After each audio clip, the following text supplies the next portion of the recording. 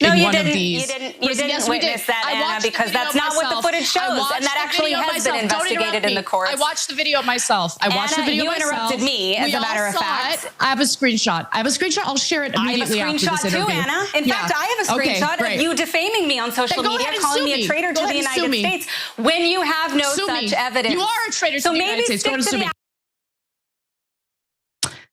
You're about to see more of that debate in just a moment. But before we get to that, Israel has declared that they plan to sue the New York Times over Nicholas Kristof's report on the sexual abuse of Palestinian detainees in Israeli prisons. Of course they are. Now, Kristof's column, for those of you who somehow missed it, alleged a pattern of widespread Israeli sexual violence against men, women, and even children by soldiers, settlers, interrogators in the Shin Bet Internal Security Agency, and above all, prison guards. So I do not want to get back into the details of that story because it is really, really difficult to read and just it makes you want to lose all hope in humanity. It's just some of the most vicious crimes against humanity you can imagine. And the Times of Israel reports that Israel's foreign ministry has alleged that the Times deliberately published Kristof's column ahead of an independent Israeli report that found Hamas had systematically, that word is really important, systematically used sexual violence in the onslaught of October 7th, 2023, which sparked the war in Gaza. The foreign ministry claimed that the Times had been approached with the Israeli report months ago. So what? First of all, the New York Times can publish whatever the hell they please, whenever they want to publish it. That's not a crime. And suing for defamation, I don't even know if that's possible to do by a foreign country. Are they going to have standing? Besides which, defamation is going to be really difficult to prove, and I'm going to show you why in just a second. But before I do, let me just note that the commission report that was referenced by the Times of Israel is something that we are also going to talk about a little later in this segment. So just hold on for that. But again, I mean, the claim that the New York Times published this story when they knew a commission report was going to come out around the same time, that's not a crime. I don't know why they even mentioned that. What kind of reporting is that? Of course, Benjamin Netanyahu weighed in on this as well, saying, "Today I instructed my legal advisors to consider the harshest legal action against the New York Times and Nicholas Kristof. You're a war criminal, Benjamin Netanyahu. You are literally wanted. There's a warrant out for your arrest by the International Criminal Court. You're a war criminal. You have slaughtered so many people, including journalists, doctors, aid workers, emergency workers. The idea that this guy has a moral high ground on literally anything is laughable. But generally speaking, foreign countries don't have legal standing in defamation suits in the United States. And besides which, defamation suits in the United States between two people living in the United States, incredibly difficult to win. Incredibly difficult to win because you have to prove actual malice. In this case, there was no actual malice, and there's no indication that Kristof did anything to defame Israel. Israel defames itself every single day by their own actions. Okay, I mean, it's amazing, but okay. I actually think that it would be fantastic, absolutely fantastic, if some way, somehow, this defamation suit goes to court. Because if it goes through a typical discovery process, oof. I jump in it. I would love it. I would absolutely love it because when you consider what Israelis say in Israel openly, candidly, on broadcast television, can you imagine what they're willing to say behind the scenes? Private emails, text messages, things like that. Can you imagine? Can you imagine what it would be like for the New York Times in this lawsuit to get footage, surveillance footage from these prisons where these Palestinian detainees are being raped? I say that they move forward with this lawsuit. I don't know if they're able to actually do it, but if they are, that could actually be very enlightening for the American people. But with that in mind, let's talk a little bit about what you can hear if you're living in Israel and watching their entertainment. and their news programs. So here's Hanok Milwitsky, who's a Likud member of the Knesset, basically shouting that everything is legitimate when he was asked if it's okay for IDF soldiers to use metal rods to anally rape Palestinian detainees. So this is going to be in Hebrew, and when we come back from the video, I'll go ahead and read you the transcription of it. Take a look. תרלול הזה, שיש מי שבפרקליטות חושב שאפשר לבוא ולעצור חיילים על דברים שעושים למחבלי נוח'בה, לא נגמר. להמשיך כרגיל. להכניס מקל לרקטום של בן אדם, זה לגיטימי? כן, אם הוא נוח'בה, הכל לגיטימי לעשות לו. הכל. הכל. Okay, so the man that's challenging Hanok is MK Ahmed Tibi. For the audio listeners who are wondering what Hanok said, here's the transcription, okay? Quote, "The insanity that our country is having around this story is crazy, and we need to stop it. I think we need to set a personal example here. And I say now, and I call on my coalition friends to do the same." Okay, well, what is he calling for? "I will stand up and I will leave this place and I will not vote for anything until this story and this insanity that there is someone in the prosecutor's office who thinks that this is possible to come and arrest soldiers for things they are doing to the Qassam brigades, terrorists." So basically he argues that once he's challenged, you think it's okay to use the metal rods to rape detainees in these prisons? Here's what he says, quote, "Yes, if he is in the Qassam brigades, everything is legitimate, everything." That Palestinian man never stood trial for anything. There was no indication, there's no proof, there's no conviction that that guy was a terrorist. And he was gang raped by IDF soldiers, and it was all caught on surveillance, all of it. There are other examples too, especially on, and unsurprisingly on, Israel's Channel 14. Let's take a look at that. הגעת עם נשק, הגעת עם כלב, מי זה הכלב הזה? הכלב הזה זה ג'אנגו, איתי בכל פעילות, איתי במילואים. ג'אנגו? היה בעזה. כלב גבעות, יש לומר. ככה אמא שלי קוראת לי אגב, ג'אנגו. כן, טיפל קצת בנוח'בות בסט תימן, עשה הרבה. אל תגיד דברים ש... בקיצור, אותו מגד. So the host asks the soldier, the IDF soldier, about his dog, Django, and that the dog took care of some prisoners at the notorious Sid Timan prison, and that they did a lot, that the dogs did a lot. They're bragging about the dog rape on Channel 14.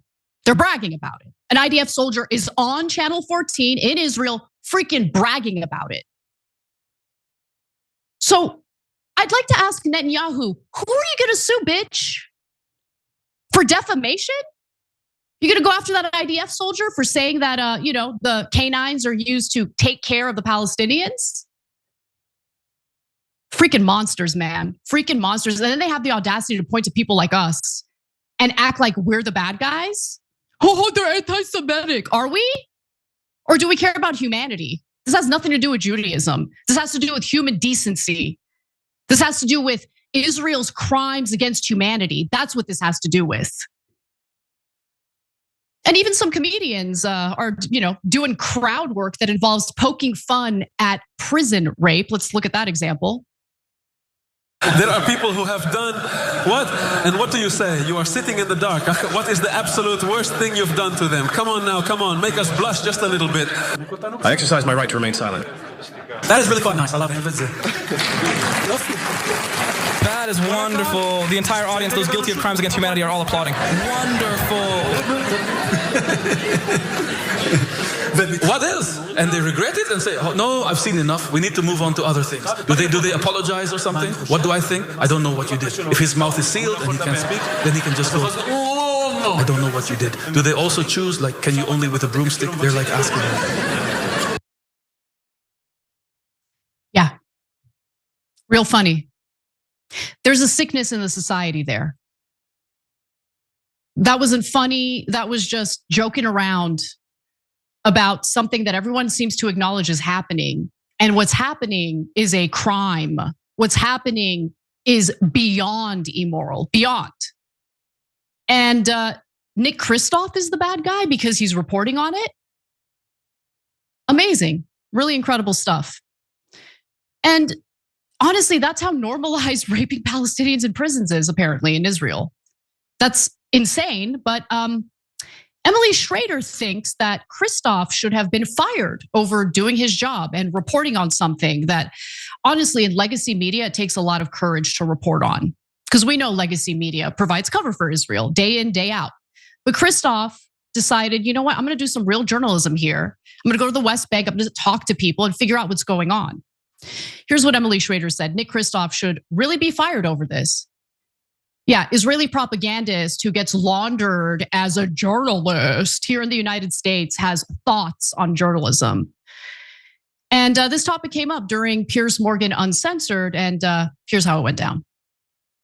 In fact, I would probably have been more likely to believe some of the claims that were made by Kristof if it had been done as a news article. We all witnessed an IDF gang rape of a Palestinian hostage in one of these. You didn't witness that, Anna, because that's not what the footage shows, and that actually has been investigated in the courts. I watched the video myself. You interrupted me, as a matter of fact. There was a group of IDF soldiers who were caught on surveillance footage. This is a video I watched. This is a video that many people have seen themselves. The gang rape happens, okay? The Palestinian man who suffered that sexual abuse had internal injuries that were so bad that he had to be in the hospital for weeks upon weeks, okay? They used objects to rape him anally. I mean, it was one of the most horrific things I've ever witnessed myself. And you know what happened, Pierce, after there was some indication that maybe, just maybe, these IDF soldiers would suffer some punishment for what they did? There were protests in Israel. There was rage over the notion that they would ever suffer any consequences for what they did. And later, they were made to be television stars. They were brought on interview shows, celebrated. There is a sickness in the society right now. So that's how that went down. Emily Schrader is a disgrace, absolute disgrace. On one hand, I mean, look, the first question in that debate went to me. Piers Morgan asked me about some Israeli commission report about rapes that took place on October 7th. I hadn't heard of that report, so I didn't even get a chance to read it or comment on it. But I made it abundantly clear. It's wrong regardless of who carries it out. Period. It's not that difficult to respect the humanity of, civilians, human beings. It's not that hard to say rape shouldn't take place, period. It's not difficult. But Emily seemed to have a difficult time acknowledging the reality on one side, while, of course, emphasizing the importance and the credibility and the merit of that commission report, which, again, we're going to get to in just a second because the credibility has been called into question. Because remember, the argument that the Israelis are trying to make is that Hamas systematically raped Israelis. It's a tool of war that they use. But there's no evidence of that. Do I deny that Hamas has ever raped an Israeli? No, of course I don't deny that. Of course that's happened. But systematically? I'm gonna need to see some hard evidence for that. We'll get back to that in just a second though, because I wanna get to Shael. Shael Ben Ephraim is just an incredible person. He was an IDF soldier turned whistleblower. So there are good people who are firm believers in Zionism. They even serve in the IDF and then they realize, oh my God, what is this? I don't wanna be part of this. And he is now a pretty hardcore whistleblower. I'm sure many of you have seen him on X blowing the whistle day in and day out. In fact, I believe he might have been one of the sources for Nick Kristof's reporting. Don't quote me on that, it's my speculation. But nonetheless, I wanna go to what he had to say in the context of this debate. Nick Kristof is working in an environment where he can't investigate properly because the authorities aren't letting him. So he's doing the best he can as a journalist in order to force the authorities to investigate it. That's the whole point here. There have been absolutely no convictions, no serious investigations into any cases of wrongdoing. Not only has no one been imprisoned, but no one's even been removed from their jobs, despite one investigation into a murder and another investigation into a brutal sexual assault. So what Kristof is doing is he's going into an environment where the authorities are in no way willing to cooperate and breaking the lid of silence. And that's not the same as a commission that has the cooperation of the authorities, that has the cooperation of the military that's in control of the area and is able to do that kind of forensic evidence. I thought that was a really important point for him to make. And I'm grateful for him every single day because, he's someone who witnessed things himself. He is an Israeli. He served in the IDF and he is informing people about what's really going on. And that's so necessary right now. Now, what he was referencing there was the report that I've been kind of talking about a little bit here. It's the Israeli Civil Commission, which purports to provide evidence of widespread systematic rapes being carried out by Hamas on October 7th. Now, that report has been called into question due to the fact that it turns out that there was no commission. It just has an investigation done by one person. And that one person has had some serious credibility issues in the past. So as Aaron Mate writes on X, the author of this report is a documented fraudster and grifter who even Israeli officials have faulted for inaccurate research. The report approvingly cites other documented fraudsters, including those who spread the beheaded babies hoax, which I sadly fell for myself. And I will always apologize when I get something wrong. I was naive. I just didn't think that anyone would be disgusting enough to make something like that up. But I've learned my lesson. With that in mind, I looked into what Mate was claiming here to confirm it, right? Because I want to make sure I'm not accusing someone of wrongdoing when there isn't any real evidence of it. And it turns out that Mate is correct. So the Israeli publication Ynet reported that Kochev Elkayam Levy is the person who put out the report and is not credible. So an Israeli government source told the paper, quote, people disconnected from her, I'm sure that means like distance themselves from her because her investigation is not accurate. So the source specifically cited how she spread a false story about Palestinian fighters slicing the belly of a pregnant woman, a story that was proven later to be untrue. And she spread it all over the international media. I remember that story. And so the Israeli government source who spoke to Ynet said the following: it's no joke, little by little, professionals have begun to distance themselves from her because she is unreliable. The paper had also exposed that she tried to pass off, this is amazing, she tried to pass off an old picture of a deceased Kurdish fighter in a completely different country as one of the Israeli October 7th victims. So that's a problem. That's a huge problem. And there's more. So in order to carry out this report, you're going to ask the government for grants, for money, just like is the case here in the United States, right? If you want to carry out a certain report on behalf of the government, you're going to ask for a grant. That's what she did, okay? So apparently to fund this civil commission, you hear commission, you think there's going to be multiple people involved, it's just her. She says that the commission needed $8 million for its work in 2024, of which 1.5 million would go to management and administration. Management of what? It's a one-person shop. But there is no commission, and she's the only person in this investigation. As Ynet reports, the Israeli government official or a government source told them, at first she really was very active and it was very nice. And then she started calling herself civil commission. People got confused. Members of the US Congress turned to people who work with Israel and asked what this was about. Did Israel create a commission? It's a confusing name. And to the question of, is there such a thing at all? Is there such a body? The answer is no. She is the body. She is the civil commission. Wow. And you should take a look at what Channel 13 in Israel had to say about her. This is Raviv Drucker, and he also seems to call her credibility into question. Take a look. צריך לומר, גם הנציבות האזרחית זה שם מאוד מפוצץ, הנציבות זאתי, והיא זאת הנציבות, אין איזה גוף גדול שנציבות שפועלת בכל העולם, זאתי פעולתה ברוכה, זה שרק היא מקבלת, מוזר מאוד. So Drucker says they mention her starting a civil commission to raise awareness. It bears mentioning that the name civil commission is very bombastic. The commission is her and she is the commission.